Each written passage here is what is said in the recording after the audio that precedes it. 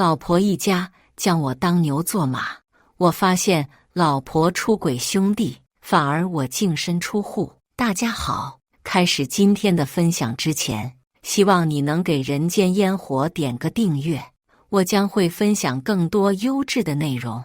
每天凌晨4点，我都会准时起床，开始一天的长途驾驶，甚至很多时候，我都需要在外好几天跑车，在家的时间很少。今天因为货物延迟了1天，我得以在家休息。回家的路上，内心暗自欣喜，今天可以陪老婆孩子一整天。当我推开家门，门口陌生的男人鞋让我皱眉。这才早上6点，哪有客人会在这个时间点来？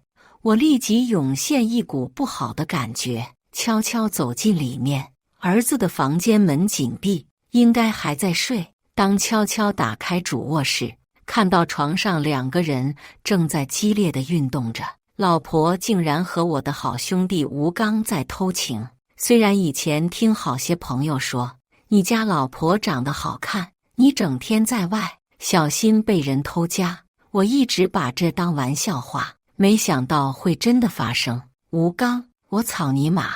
我拿起旁边的扫帚冲进去，吴刚正压在我老婆身上，听到我叫声，2人都吓一跳。吴刚刚转头，我扫帚柄打在他的后脑勺，2指粗的木柄直接折断，吴刚直接倒在床上，老婆吓得尖叫，慌忙后退缩在床角。我的愤怒无法遏制，用断掉的扫帚柄持续地打着，床上都是血，都没注意到。等到回过神，吴刚已经完全失去了意识。老婆看到我如此疯狂，吓得脸色苍白。在我看向他的时候，他慌忙扑上前，紧紧抱住我，哀求道：强，我错了，我再也不敢了，你原谅我这一次吧。他的声音带着哭腔，害怕我将他打死。想到我常年在外，这2人背着我不知道做了多少次，我一怒之下举起手就要打，老婆连忙哭喊：强子，咱们孩子需要我照顾，你把我打死，孩子怎么办？我手停住，最后一巴掌打在他脸上，走出房间，坐在客厅，点起烟，因为压制愤怒，夹着烟的手都在抖。一会儿后，老婆穿好衣服从房间出来，战战兢兢地说：强子，我叫了救护车。吴刚看着伤得很重，别弄出人命。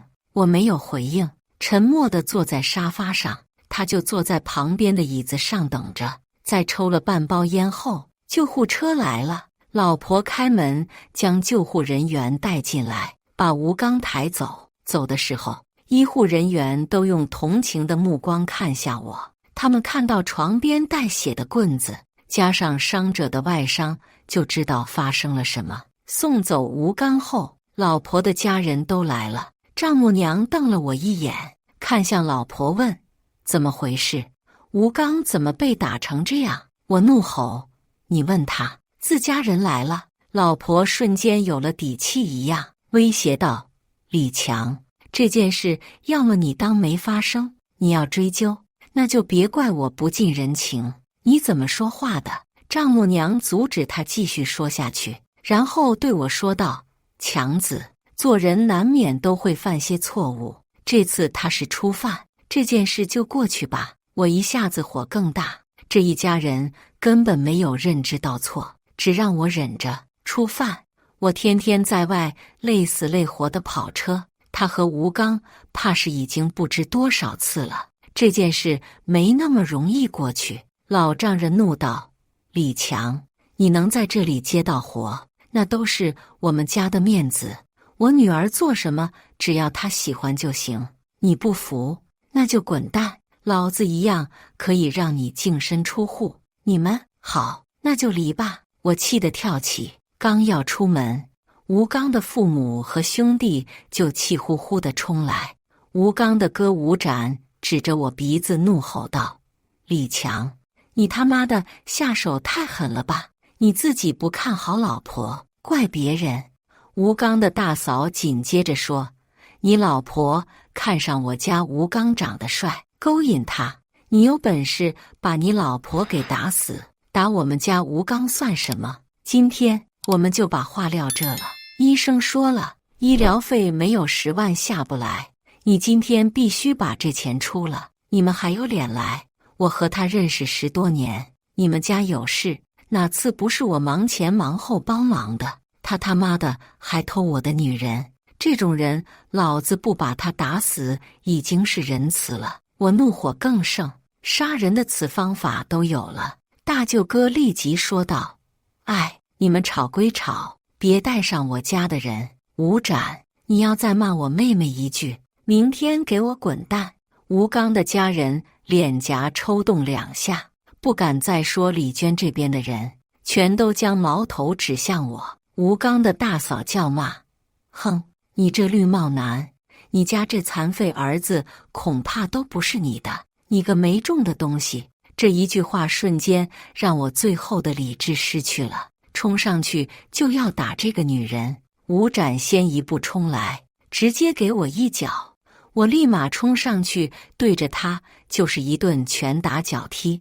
他是坐办公室的，身体已经有些发福，我整天在外奔跑，帮忙卸货，一身的肌肉力气一般人根本比不上我。吴刚的大嫂惊叫，冲上来对我就是一通抓挠，被我一脚踢趴在地上起不来。接着吴刚的妹妹冲进厨房，拿起菜刀冲过来，我手臂被划了一刀，她也一样被我一脚踢趴在地上。老婆一家在房间角落看着，没有丝毫上来帮忙的意思。没多久，警察冲进来，将打红眼的我压在地上，看着地上有不少血迹，警察再次叫了救护车。这一天，我在拘留室里，吴刚的家人都已经被自家人签字领走，我被关了24小时后，才将我放出去。回到家里，老婆娘家的兄弟姐妹都在，丈母娘第一个过来说道：“李强，我最后再问一句，这次的事能不能过去？你给个准信儿，我要和天明亲子鉴定。”我这句话立即让李娟跳起来，想都没想就喊出：“不行！”我吃惊地看着她，同时她的家人也都露出吃惊的表情。这一声不行就已经说明的答案。我呼吸急促，第一次脑中涌现杀人的冲动，但我还是不死心，再次大叫着质问：“天明是不是我的儿子？”老婆转头不去看我，大舅哥连忙过来拦着我说：“强子，你冷静下，我们出去喝一杯，慢慢谈，让我爸妈教训一顿阿娟。”我冷静不了，换成你怎么做？我一把甩开大舅哥的手，大步走向老婆，结果老丈人和大舅哥一起将我拦住，抓住我的手臂：“强子，我们已经好好的跟你说话了，别逼我动手啊！”大舅哥声音加大，我看向他叫道：“我就知道你们一家人在这里肯定商量着怎么对付我吧，不然把我丢在拘留所24小时。来吧，想怎么样都来呀！”老丈人指着我大吼：“李强，你的大卡车生意那是我的关系，我能给你，也能给你停掉。”大舅哥接着说：“你以为你买的这辆大卡车是你的吗？当初是我托的关系让你能买到2手，其实那辆车是我的，卖你的那人没有拥有权，你们签的合同无效。”我吃惊，原来这一家人从一开始就在算计我，只要你和我妹妹继续过下去，这车可以让你用到报废，不然别怪我收回，你就失去了生计。我发出低沉的声音问：“李娟，天明是不是我的儿子？”老婆低头不敢看我，老丈人突然给我一巴掌，怒道：“你小子懂不懂事？你这一穷二白的玩意儿，凭什么娶到我女儿？你识相的继续给我们家当牛做马，否则我让你净身出户，以后别想在这里讨生活。离吧！我知道你们都已经安排好资产，我净身出户，我一把推开两人，转身离开。老婆这才抬头大喊：李强，你敢离婚，你会后悔的。我怒视他，和你结婚是我这辈子最后悔的事。离开家后，我找到了一个开卡车的朋友，他以前就提过搭伙开长途货车。我和他说了声货，他是高兴地答应。我们一起吃了一顿饭后，这件事就这么定下来。第二天，在我和李娟办完离婚手续后，我头也不回地离开，和朋友一起去准备出车。只有忙碌起来，才能让我不去胡思乱想。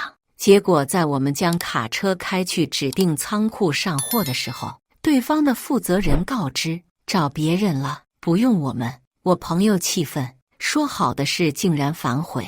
当我们冲进办公室理论的时候，看到前妻的大哥坐在这里，正和老板喝茶。他一脸嘲讽地看着我：你以为找人合伙就行吗？我说过，在这里你是不会找到生计的。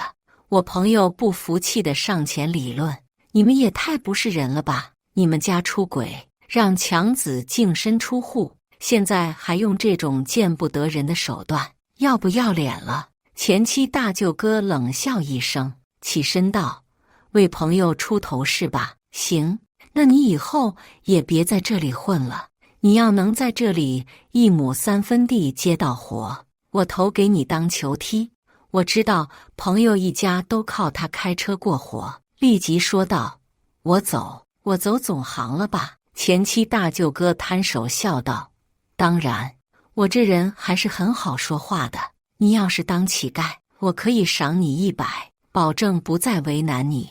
我拍下朋友的简办，无奈笑道：抱歉，连累你了，你找别人合伙吧。我转身离开，前妻大舅哥叫道：喝杯茶再走吧。离开后，我就来到市里找工作，做了一段时间苦力活后，攒了一点小钱，就在路边开烧烤摊。只是这里好的地段，位置早就被人占了，我一个外来的，根本没有好位置，只能在一些没人选的地方摆下移动摊，生意确实很差，只能面前维持生计。这天晚上将近12点，铺子是一个客人都没有。一个容貌靓丽的美女来到我的烧烤摊，好不容易来了客人，我自然是尽力招待，还送了几串烤肉。美女笑了下说：不用，等会我钱算给你。我挥手道：没事，这里人少，不吃就坏掉了，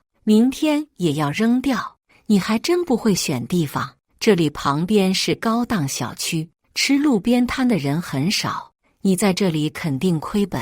美女也就点头接受了。没办法，好的路段都被人占了，我一个外地人，对这里也不熟悉，只能到处尝试。我也反正也闲着，就和他聊起来，大概聊了20多分钟。他吃完起身离开，支付的时候多扫了50元。我追上去叫道：美女，用不了那么多。他对我笑笑，准备上车。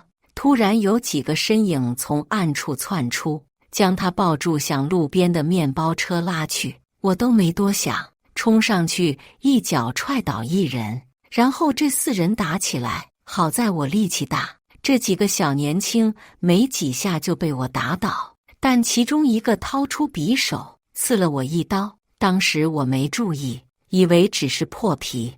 等到这群人逃走后，我刚要问美女有没有事，突然感觉到身子一阵天旋地转，这才感觉到腹部剧痛，然后身子就失去力气一样倒下。老板！美女惊叫地冲过来，发现我腹部的衣服已经被鲜血染红，她连忙拨打救护车，还有报警。之后我就不省人事，醒来时，我发现自己躺在医院的病床上。我想要起来，另一个陌生的短发美女起来说道：你别动，医生说你肾被匕首擦破皮，需要休养观察。哦，是你带我来这里的？我躺回去问：我是赵总的秘书，感谢你昨晚救了赵总，你放心养伤，医疗费、营养费和误工费赵总都会加倍给你。”秘书微笑说：“不用，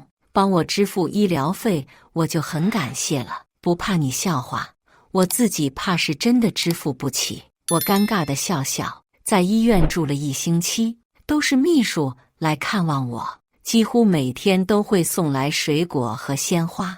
我这个大老粗是真的不习惯，而且还是人生第一次有人送花给我。当我出院准备继续出摊的时候，秘书开车停在我面前，招手道：“李强，上车。”“什么事吗？”我好奇地问。“好事。”他神秘一笑。上车后，他带着我来到一家大公司，上面有华盛大厦4个字，这里是华盛集团，你就的是华盛集团总裁赵总。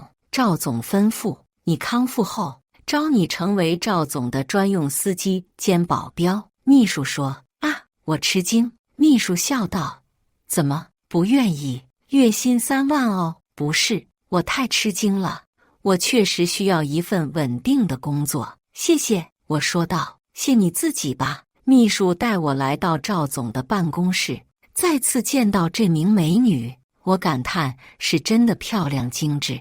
那天晚上灯光昏暗，只是觉得这女的好看，没想到会那么好看。我连忙说道：“赵总，谢谢你给我这份工作。”赵总微笑道：“这是你自己赢取的，你先去熟悉下工作环境。下午4点有一场酒宴，你负责开车送我过去。”“好。”我点头。傍晚，开车来到鼎盛大酒店，赵总带着我和秘书一起进入包厢，吃喝起来。但我一看对方3人，就感觉有问题。这些人虽然衣着鲜丽，但神态太像我以前开车路上这些拦阻抢汽油的。我立即警觉起来。吃得差不多后，赵总神色迷离，面色发红，已经有些晕乎乎的。其中一人立即拿出合同说道：“赵总，这次合作就这么定了，我已经签字，你签了项目就达成了。”赵总摇晃脑袋，伸手接过合同，翻看里面的内容。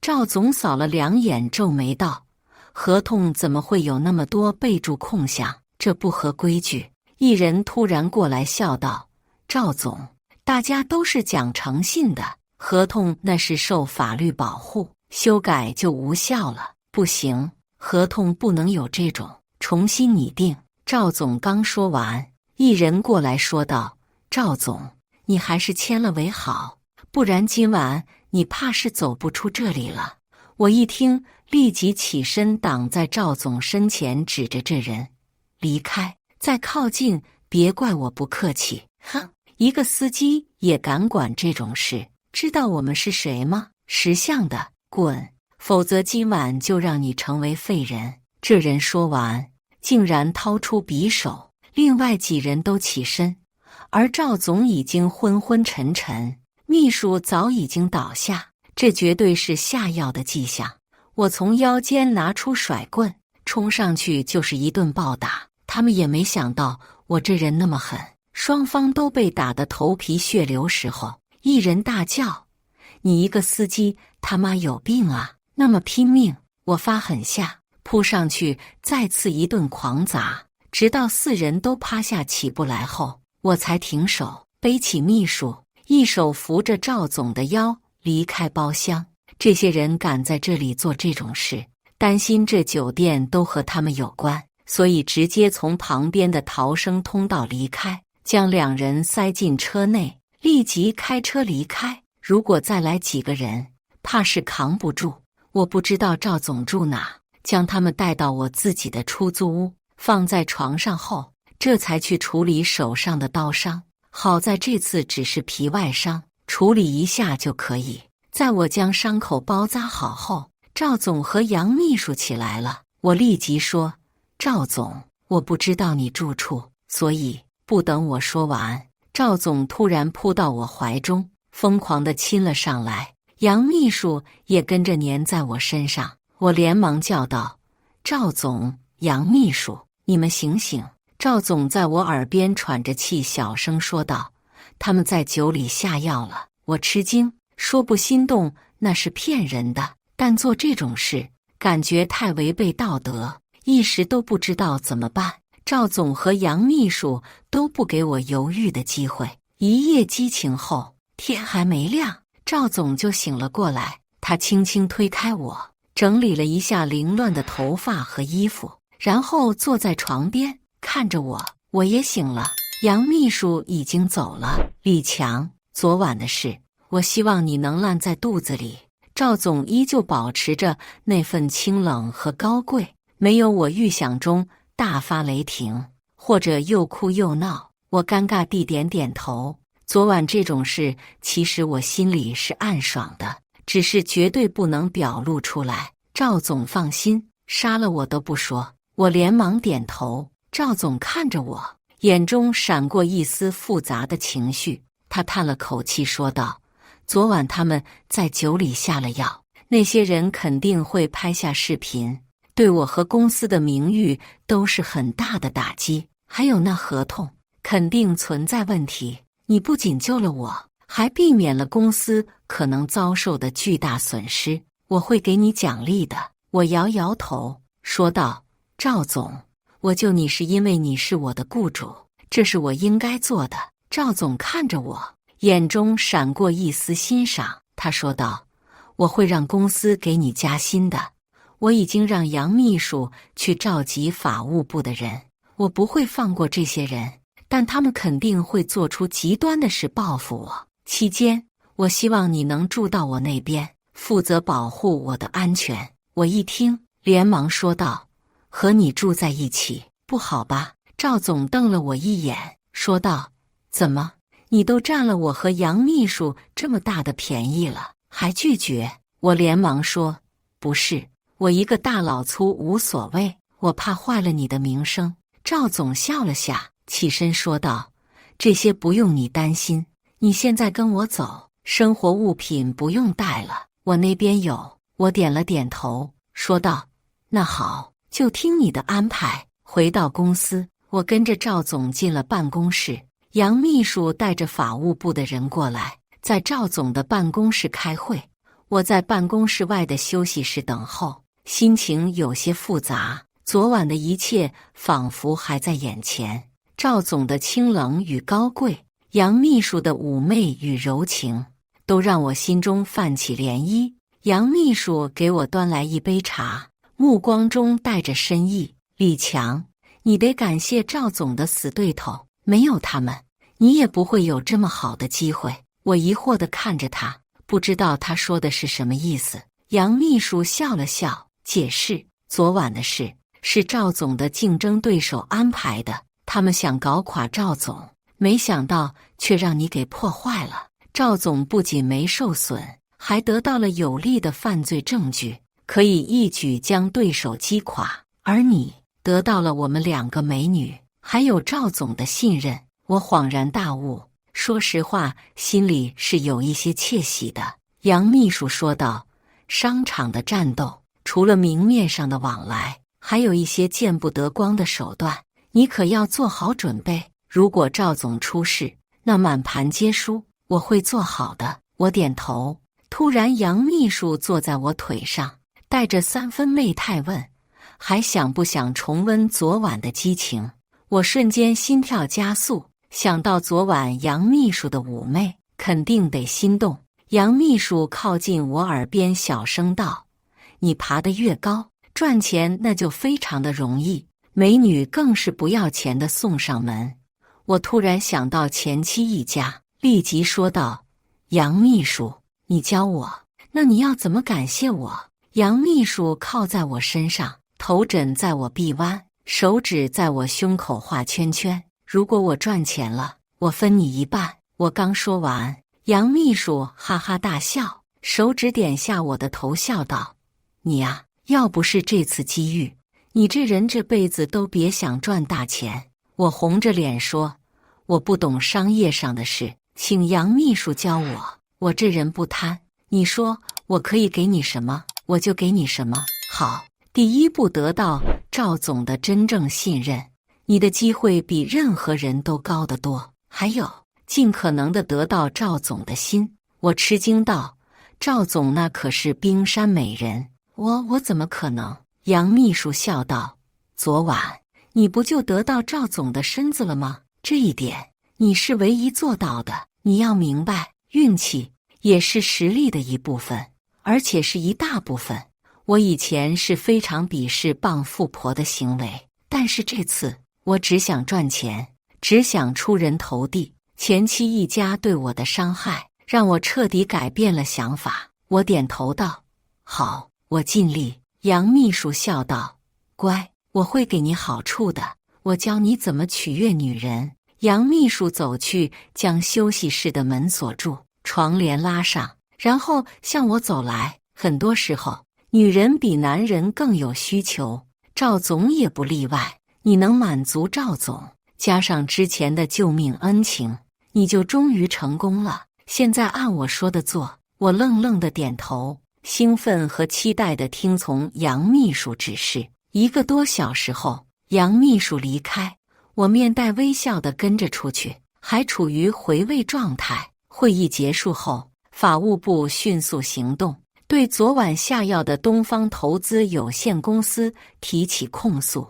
同时，公关部门召开记者招待会，对这件事进行报道，抨击东方公司，打击他们的名誉。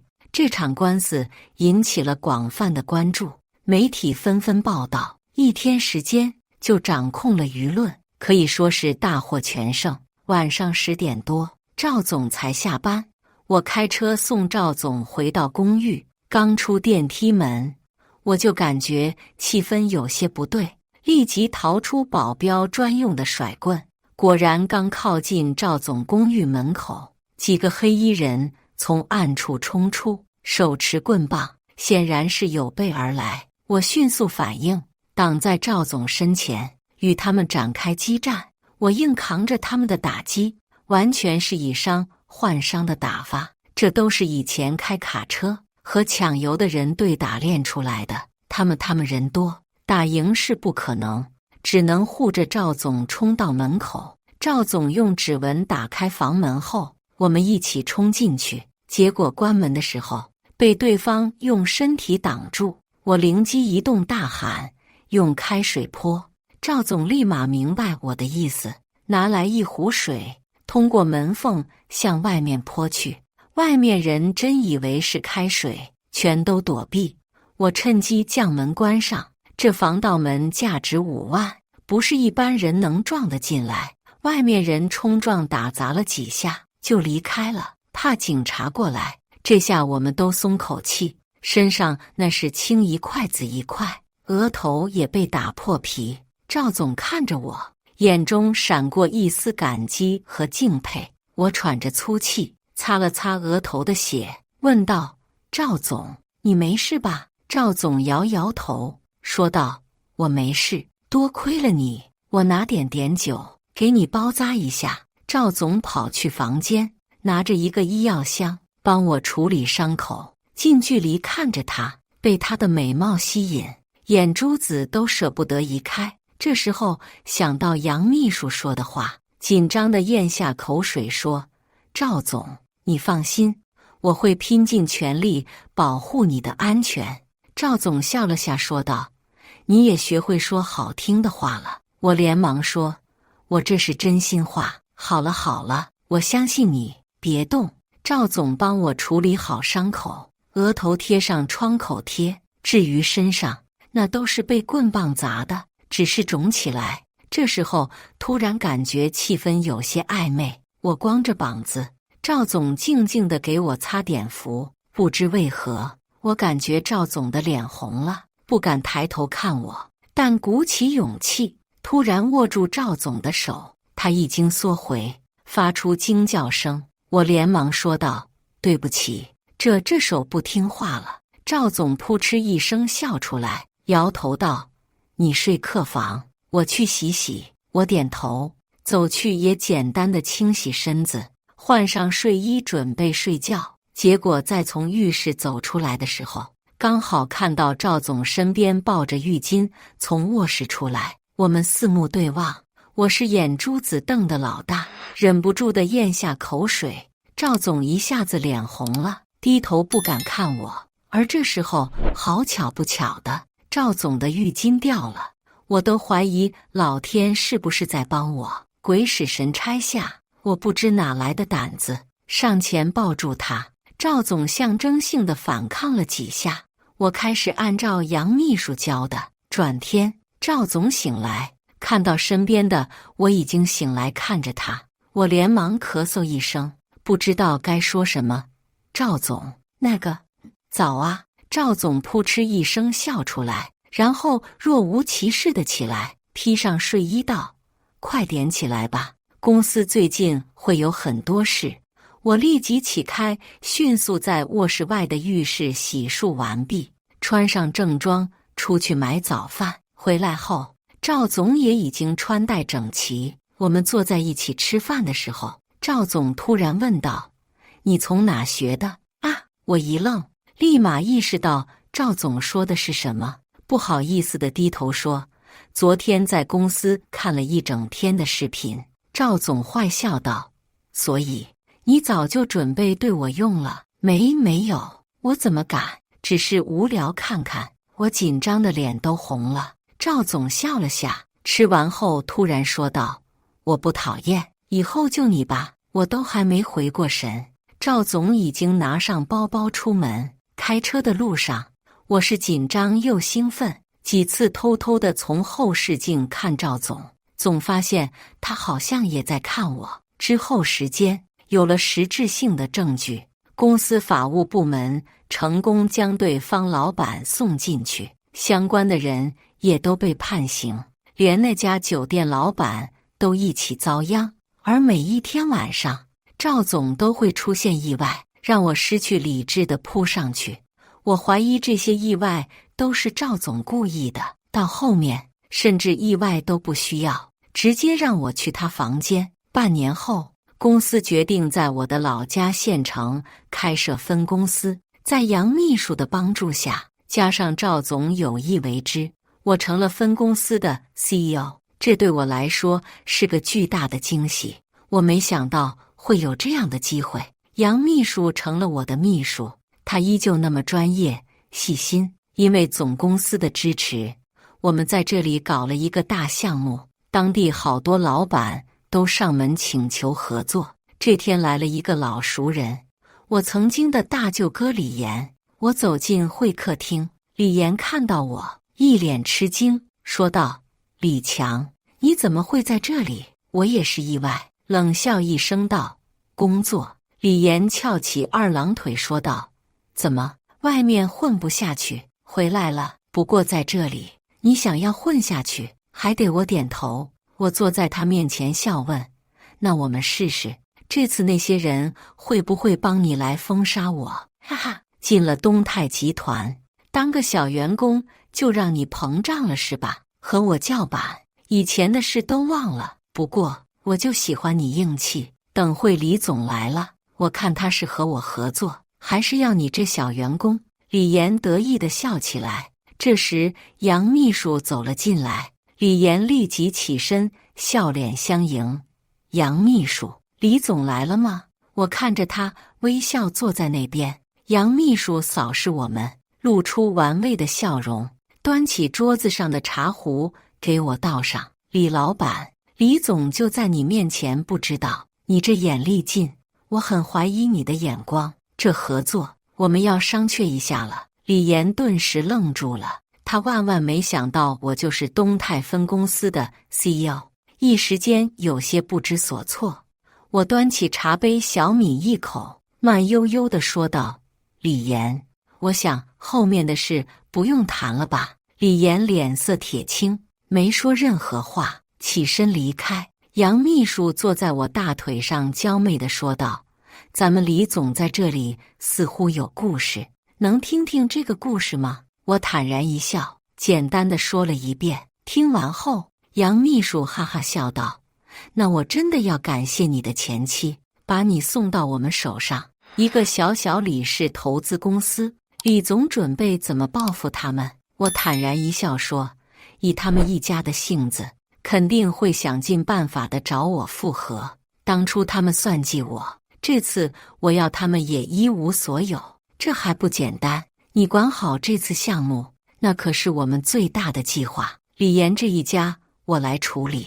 杨秘书神秘一笑，果然，才过去2小时，杨秘书就给我发了信息，告知李娟一家来公司找我。我还是忍不住好奇，调取公司的监控，看看前台那边情况。李娟对着前台小姐叫嚷：“我们都等了半个多小时，为什么还不安排我们见面？我是李总的老婆，你信不信我立马让李总开除你？”前台小姐为难道：“李小姐，我已经通知办公室了，至于能不能批准，我真的不清楚，这超出我的职权。”李娟和她母亲气得直跺脚，李岩和李娟父亲无奈坐在旁边等候。这时杨秘书从外面进来，李岩立即上前拦住，陪笑道：“杨秘书，这位是李总的老婆，我们一家人想要见见。”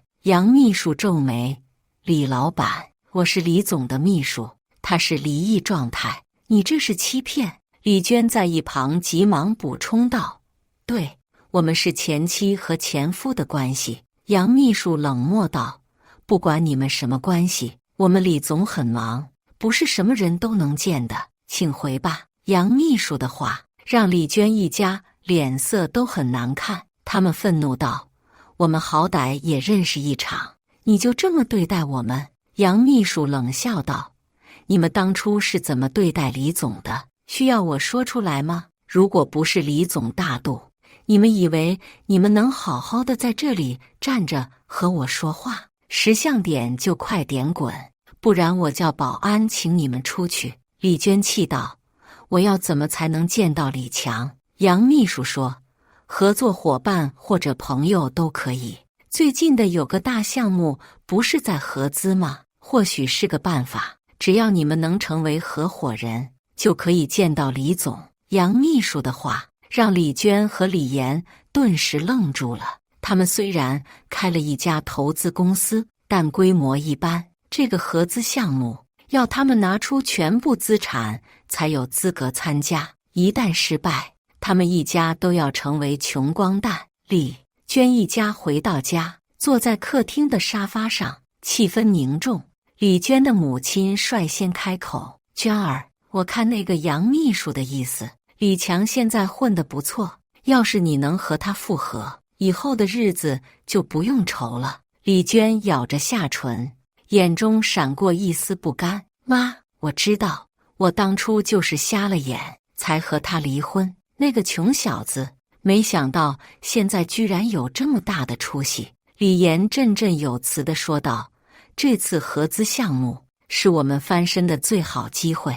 李强那小子现在虽然成了分公司的 CEO， 但他心软，念旧情，只要我们拿下他，以后的日子还不是我们说了算。”李娟的父亲也附和道：“没错，娟儿，你要想想办法，把李强那个傻小子再哄回来。只要他在我们手里，东泰集团还不是我们的囊中之物。”李娟虽然有些犹豫，但想到李强以前对她的百依百顺，也觉得这是个可行的办法。她心想，只要我再稍微用点手段，李强肯定会再次拜倒在我的石榴裙下。于是李娟一家变卖家产，甚至把吴刚一家也叫上，集资参与这次大项目的合资。他们怀着满腔热血和期待，准备在合资项目中大展拳脚，同时也准备对李强展开一场精心策划的感情攻势。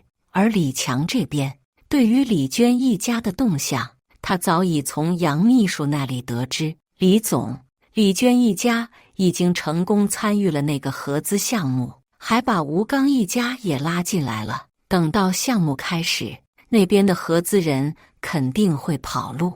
杨秘书走了进来，汇报道。李强冷笑道：“我就知道他们两家关系不一般。杨秘书，你确定那些都是骗子？当然，你还记得东方公司吗？这些人我见过，哪几个运气好逃过了审判，跑来这边搞什么合资？我料定这些人没憋什么好屁。李总，你就等着看好戏吧。杨秘书说。半个月的时间转瞬即逝，李强坐在宽敞的办公室里，杨秘书推门而入，脸上带着一丝得意的笑容。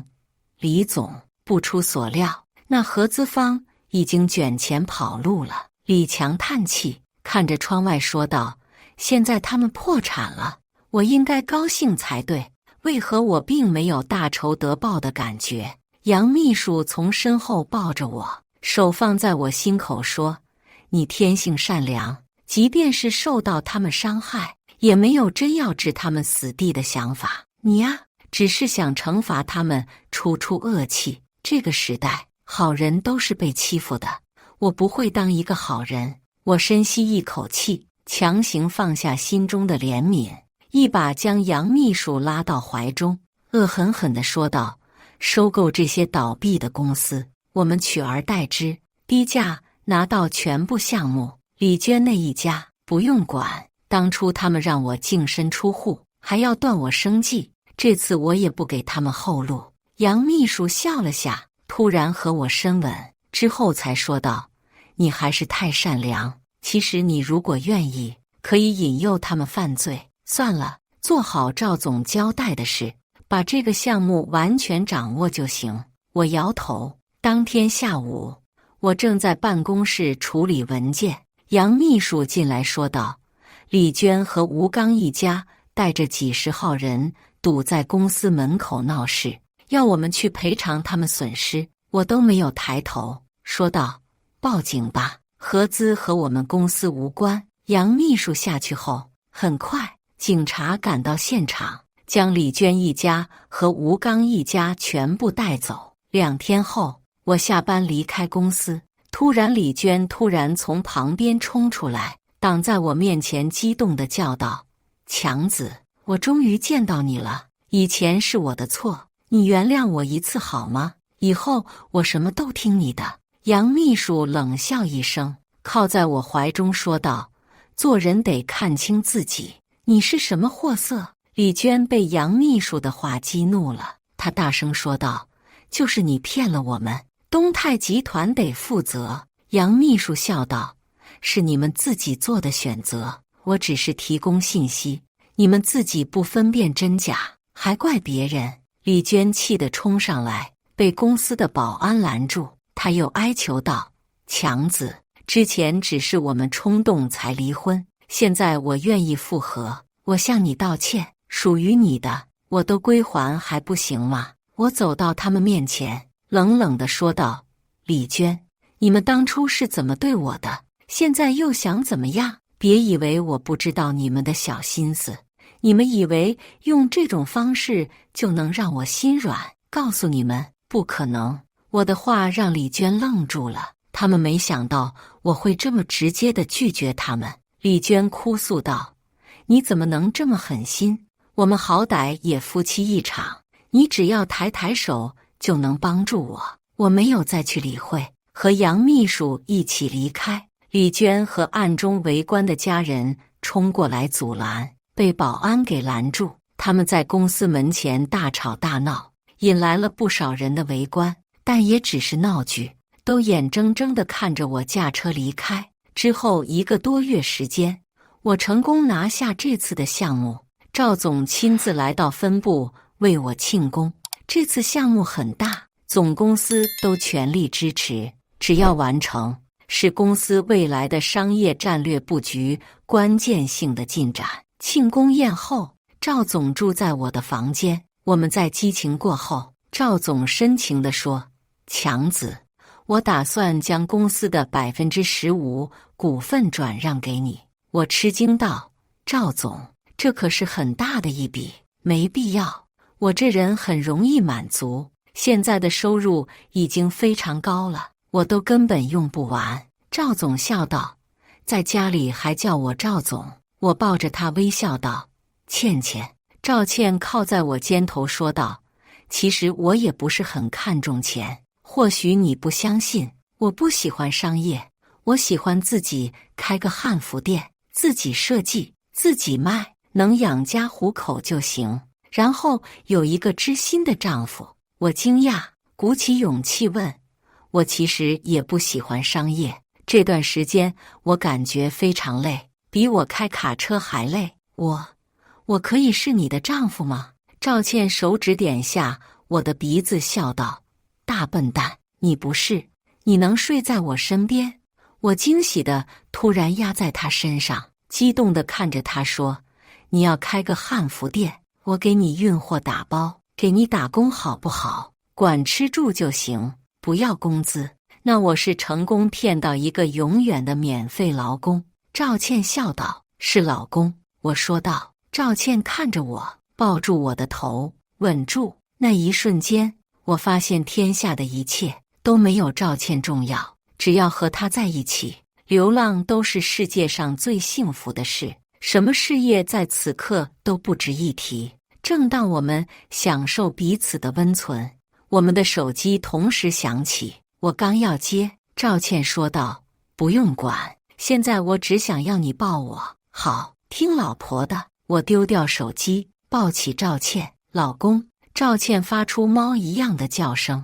这一夜，我们都感觉到彼此的迷恋和深爱。直到转天，我们来到公司，杨秘书找来了所有股东，坐在会议室等我们。我正奇怪，杨秘书得意地说道：赵总，有件事想要告诉你，他们已经将股票全都卖给我了。现在我的股份比你多出1%，这东泰的主人应该换一换了。一位股东说道：赵总，我昨晚就打电话给你，想要问你意见，你一直都不接，我也没办法。我吃惊，想到昨晚没接的电话，刚要说什么，赵倩拉住我，微笑说道：杨秘书，不，现在应该叫你杨总。我把我手上的股份也全都卖给你，还有强子的，准备合约吧。这话让杨秘书都呆住了。会议室的所有股东们一脸吃惊和不解。杨秘书难以置信地问：你真的全都卖给我？现在东泰正是如日冲天的时候。赵倩看了我一眼，微笑道：你会有一天明白我今天的选择意义。杨总，你比我们都适合商业圈，东泰交给你了。在杨秘书懵逼中，赵倩果断地签了合约，将全部股份卖给他。我们直接驾车离开。我们在市里开了一家汉服店，我负责进货和在1楼看店，赵倩在2楼负责设计和制作汉服。1年后，杨秘书突然造访，看到我悠闲地坐在门口喝着茶，养了一条狗和一只猫，每天看着猫咪揍小狗。赵倩研究汉服，整天想着怎么把国风文化和衣服结合，生活简单，但每一天都在享受生活。我惊讶，起身笑道：杨总，你怎么来了？来坐下喝茶。倩倩，杨总来了。赵倩穿着符合现代人习惯的汉服，从楼上下来，满面红光，那气色是任何化妆品都做不出来的。看到我们的生活状态，杨秘书叹气：赵总，赵姐，我有点明白你们当初为何放弃了。其实你早就知道，我在偷偷联系股东。赵倩愣了下，笑道：每个人都有适合的圈子，你适合商业，你是享受商战的满足感，但我和强子是煎熬的。我不想每天焦头烂额，所以选择放下。人生难得的是拿得起放得下，现在看来我还得谢你。我也说道：是啊，我们的那些钱本来几辈子都花不完了，现在这日子那可是我以前梦寐以求的。你看看，那喵又要欺负小黄了，这生活我怕是祖坟着了才能有这样的神仙日子。杨秘书叹气说道：我来是想将股份原价卖给你们，我们一起管理公司。现在看来，我就是白给你们股份都不会要了。我和赵倩互看一眼，笑了起来，异口同声道：“你别想拖我们下海。”杨总叹气说：“明白了，祝福你们。”看着杨总离开，我微说道：“他肯定遇到大麻烦了。商场如战场，哪有一直顺风顺水？我看得出，他其实也想放下。如果你留他，他肯定会答应的。”赵倩说道。我吃惊地看着他。赵倩哼道：“别以为我不知道，以前你们就是未公开的情侣。”我尴尬地挠头：“那都是以前，现在我有你那么好的老婆，我怎么可能去找别的女人？绝对不可能！要把你弄丢了，还不如死了算了。”赵倩扑哧一声笑起来，向楼上走去。我突然有灵感了，这次的作品一定超棒。我看着她跑上去的背影，露出微笑。这时候看到梨花按着小王奏，立即上去劝架。以上就是今天分享的故事，大家有什么想说的、想吐槽的，欢迎在下方评论交流。也更希望能给人间烟火点个订阅，我将会分享更多优质的故事内容。